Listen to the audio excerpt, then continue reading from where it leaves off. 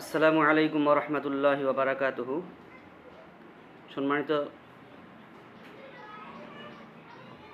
মোৰ YouTube channel চাই থকা বন্ধুবৰ্গলৈ আন্তৰিক শুভেচ্ছা জ্ঞাপন কৰিলোঁ। আৰু এতিয়া মই আলোচনা কৰিবলৈ আৰম্ভ কৰিছোঁ। এজন বন্ধুৱে মোক প্ৰশ্ন কৰিছে, সেই প্ৰশ্নৰ ওপৰত উত্তৰ দিবলৈ মই প্ৰস্তুতি লৈছোঁ। তো আপোনালোকে শুনি থাকিব। যদি মোৰ এই চেনেলটো শুনি পেলাই উত্তৰটো শুনি পেলাই যদি আপুনি ভাল পালে আৰু হাদিছ ও কোৰাণ মোতাবিক হয়, শৰীয়ত মোতাবিক হয়, তেন্তে এইটো নিশ্চয় লাইক আৰু কমেণ্ট কৰিব। কিবা ভুল হ'লেও নিশ্চয় আপোনালোকে কমেণ্ট কৰি মোক জনাই দিব। আৰু যদি এনেকৈ মোৰ মছলা মাছাইলবোৰ আপোনালোকে শুনি থাকিবলৈ বিচাৰে তেন্তে কাইণ্ডলি মোৰ চেনেলটো ছাবস্ক্ৰাইব কৰিব। মোৰ এজন বন্ধুৱে মোক প্ৰশ্ন কৰিছে যে তেওঁ ইংলিছত প্ৰশ্ন কৰিছে। সেইটো প্ৰশ্ন আছিলে যে birthday celebration of his child is lawful in the eye of Islam or not. The second question was whether he served food to friends and poor person and wish his lightful life in future with praise of Almighty Allah, those are lawful in the eye of Islam or not. Please answer the question and thus oblige him. So বন্ধুসকল, মই এতিয়া এই প্ৰশ্নৰ উত্তৰ দিবলৈ আৰম্ভ কৰিলোঁ। নাহমাদুহু নুসাল্লি আলা ৰাসূলিহিল কাৰীম, আম্মা বা'দ।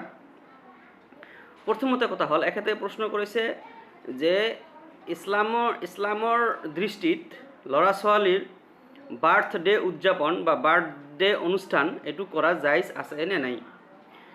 তো এইটো এক কথাত ক'বলৈ গ'লে প্ৰথমতে কথা হ'ল যে বাৰ্থডে উৎসৱ পালন কৰা ইছলামৰ শৰীয়তত কোনো জায়েজ নাই। এইটো স্পষ্ট কথা, জায়েজ নাই। দ্বিতীয়তে হ'ল, এনে উৎসৱ ক'ৰ পৰা আহিছে আমাক এইটো চিন্তা কৰিব লাগিব। এই উৎসৱ আমালোকৰ ইয়াত আহিছে, ইছলামত আহি সোমাইছে। এইটো পশ্চিমীয়া দেশবিলাকৰ পৰা অৰ্থাৎ খ্ৰীষ্টানসকলৰ পৰা এই নীতি নিয়মটো আমাৰ মাজত আহি সোমাইছে যে এখেতে মুছলমানসকলৰ যিকেইটা সুন্নতি আমল আছে, সেই সুন্নতি আমলকেইটাক যাতে কেনেকৈ বাদ পেলোৱা যায়, যাতে এইটো মানে সিহঁতে কৰিব নোৱাৰে, তাৰ কাৰণে সিহঁতে এইটো কাম কৰিছে বা এই বাৰ্থডে অনুষ্ঠানৰ বাৰ্থডে অনুষ্ঠান সিহঁতৰ মানে পাতিছে। তো আচলতে এটা ল'ৰা বা ছোৱালীয়ে জন্ম হোৱাৰ লগে লগে মা দেউতাকে এটা কাম প্ৰথমে কৰিব লাগিব, সেইটো হ'ল তেওঁক এটা কাণত অৰ্থাৎ তেওঁৰ স কাণত দিব লাগিব আজান আৰু বাঁ কাণত দিব লাগিব তেওঁৰ একামত। এইটোৱে সুন্নত। ইয়াৰ পিছত দ্বিতীয় কামত আহিল, তিনিটা কাম একেলগে আমি কৰিব পাৰি। সেইটো হ'ল 7 দিনৰ ভিতৰত, ধৰি লোৱা হ'ল এজন ল'ৰা যদি সি জন্মগ্ৰহণ কৰে মংগলবাৰৰ দিনা, তেন্তে অহা সোমবাৰৰ দিনাই অৰ্থাৎ 7 দিন নহওঁতেই 6 দিনৰ দিনা তেওঁ তিনিটা কাম কৰিব লাগিব একেলগে। এইটো সুন্নত। আৰু সেইটো হ'ল কি যে 1 নম্বৰ হ'ল তেওঁৰ এটা সুন্দৰ নামাকৰণ কৰা, অৰ্থাৎ এটা সুন্দৰ নাম তেওঁক নিৰ্বাচিত কৰি দিব লাগিব। 2 নম্বৰ হ'ল সেইদিনা তেওঁৰ এই জন্মৰ যিবিলাক চুলি আছে এইবোৰ কাটি তেওঁৰ আকিকা কৰিব লাগিব। আকিকা হ'ল যদি ল'ৰা হয় তেন্তে 2টা ছাগলী জবেহ কৰিব লাগিব, আৰু যদি ছোৱালী হয় তেন্তে এটা ছাগলী জবেহ কৰি এইটো ফকিৰ মিস্কিন আত্মীয় স্বজনক এইবিলাক বিলাই দি আকিকা কৰিব লাগিব। এইটোৱে সুন্নত। ৰাসূল সাল্লাল্লাহু আলাইহি ওয়াসাল্লাম এই সম্পৰ্কে কৈছে, যদি তোমালোকৰ সম্ভৱ হয়, তোমালোকে যদি বিচৰা, তেন্তে তোমালোকে নিজৰ ল'ৰা ছোৱালীৰ কাৰণে আকিকা কৰিবা।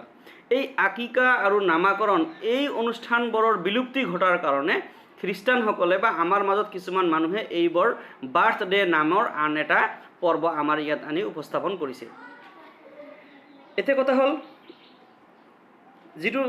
যিবিলাক কথা আমাৰ ইছলামৰ শৰীয়তত জায়েজ নাই, এইটো খ্ৰীষ্টানসকলে চবৰ আশাত মানে কিছুমানক প্ৰলোভন দেখুৱাই এই বস্তুকেইটা আমাৰ মাজত আনি সোমাই দিছে যাতে আমি সুন্নতৰ পৰা বিৰত থাকোঁ। এতিয়া তেওঁৰ নেক্সট প্ৰশ্ন হ'ল যে তেওঁৰ এই বাৰ্থডে অনুষ্ঠানত যদিও তেওঁ আহাৰ আদি নিবেদন কৰি আল্লাহৰ প্ৰশংসা, আল্লাহৰ কৃতজ্ঞতা জ্ঞাপন কৰিব বিচাৰে ইয়াৰ জৰিয়তে, কিন্তু তথাপিও এইটো শৰীয়তত স্বীকৃতি নিদিয়ে।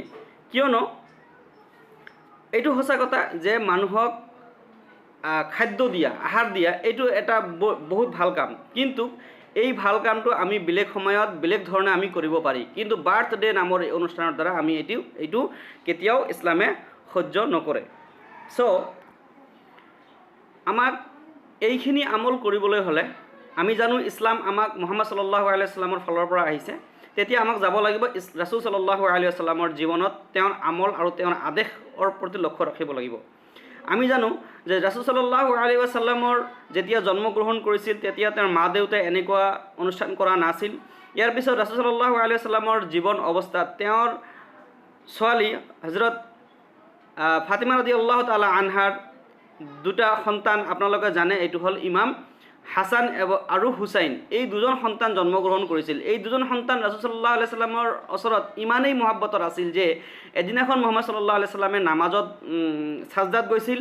ইন দি মিন টাইম এই দুজন নাতিয়েকে ৰাসূল সাল্লাল্লাহু আলাইহি ওয়াসাল্লামৰ কান্ধৰ ওপৰত উঠি বহিছিল। তেতিয়া আল্লাহ তাআলাই কৈছিল, হে মুহাম্মদ, তুমি তোমাৰ সেজদা উঠাব নোৱাৰিবা যেতিয়ালৈকে হাছান হুছেইন নিজ ইচ্ছাই তোমাৰ কান্ধৰ পৰা নামি নাযায়। তো ইমান সময়লৈকে তুমি তাক সেজদাত বহি থাকিবা। অৰ্থাৎ কেতিয়াবা কেতিয়াবা ৰাসূল সাল্লাল্লাহু আলাইহি ওয়াসাল্লামে আকৌ নিজে ঘোঁৰা হৈছিল আৰু হাছান হুছেইনে ৰাসূল সাল্লাল্লাহু আলাইহি ওয়াসাল্লামৰ পিঠিত উঠি তেওঁৰ মূৰৰ চুলি ধৰি ধৰি ঘোঁৰা খেলিছিল। তো ইমান মহব্বতৰ দুজন নাতি আছিল।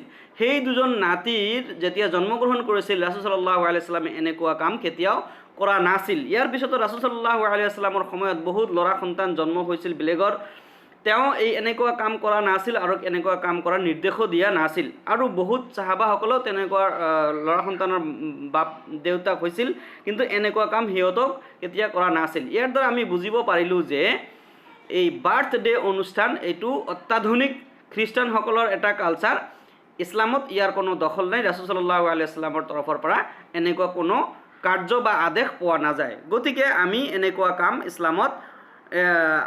ইছলামৰ ভিতৰত অন্তৰ্ভুক্ত কৰিব নোৱাৰোঁ আৰু এনেকুৱা কাম ইছলামে কেতিয়াও জায়েজ বুলি অৰ্থাৎ বৈধ বুলি পাৰ্মিশ্যন নিদিয়ে। এতিয়া আৰু কথা বাকী থাকিল যে ল'ৰা সন্তান জন্মৰ পিছত আল্লাহৰ শুক্ৰিয়া কৰাৰ কথাটো। আল্লাহৰ শুক্ৰিয়া নিশ্চয় আপুনি কৰিব।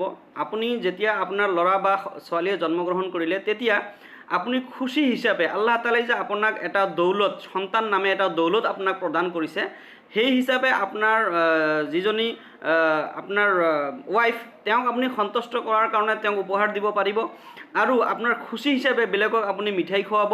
সেইদিনা আপুনি এইখিনি কাম কৰিব পাৰিব, কিন্তু এইটো কৰিব লাগিব এনেকুৱা নহয়, কিন্তু খুশি হিচাপে আল্লাহৰ প্ৰশংসা হিচাপে আপুনি মানুহক ফকীৰ মিচকিনক আপুনি দান বৰঙণি কৰি মিঠাই আদি খুৱাই আপুনি আল্লাহক সন্তুষ্ট কৰিব পাৰিব। লগতে আপুনি ইচ্ছা কৰিলে 2 ৰাকাত শুক্ৰিয়া নামাজ আদায় কৰিব পাৰিব।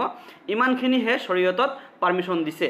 ইয়াতকৈ বেছি যিটো আমি বাৰ্থডে অনুষ্ঠান পালন কৰোঁ, যি বাৰ্থডে আমি কোনো নবী, কোনো সাহাবা, তাবেঈন, উলামা ইকৰাম, মুস্তাহিদিন, যিমানবোৰ মানে বিশ্বাসযোগ্য আৰু নিৰ্ভৰযোগ্য মানুহ আছে, ব্যক্তি আছে, সেইবোৰৰ যিটো কেতিয়াও কৰা নাই আৰু কৰিবলৈ কোনো পাৰ্মিশ্যনো দিয়া নাই আৰু পোৱাও নাযায় কিতাপ আদিত, সেয়ে আমি স্পষ্টভাৱে বুজিব পাৰিলোঁ যে বাৰ্থডে অনুষ্ঠানটো শৰীয়তৰ সম্পূৰ্ণ বহিৰ্ভূত। আৰু এই বাৰ্থডে অনুষ্ঠান কৰিবলৈ গ'লে আৰু কি ইয়াত অঘটন ঘটিব পাৰে এই বিষয়ে মই পিছৰ ভিডিঅ'ত কৈ আছোঁ। লগতে এটা ল'ৰা সন্তান জন্ম হোৱাৰ পিছত বা ছোৱালী সন্তান জন্ম হোৱাৰ পিছত তেওঁৰ জন্মৰ দিনৰ পৰা আৰম্ভ কৰি তেওঁৰ শেষলৈকে আপুনি কিমানখিনি কৰিব লাগিব, এই বাকী কথাখিনি পিছৰ ভিডিঅ'ত মই জনাবলৈ চেষ্টা কৰিম। আশা কৰোঁ আপোনালোকে ভিডিঅ'বোৰ নিয়মিত চাই থাকিব আৰু নিয়মিত চাই থকাৰ কাৰণে মোৰ চেনেলটো কাইণ্ডলি আপোনালোকে ছাবস্ক্ৰাইব কৰিব। আশা কৰিছোঁ আপোনালোকে উত্তৰটো পাইছে। দোৱা কৰিব। খোদা হাফেজ। আসসালামু আলাইকুম।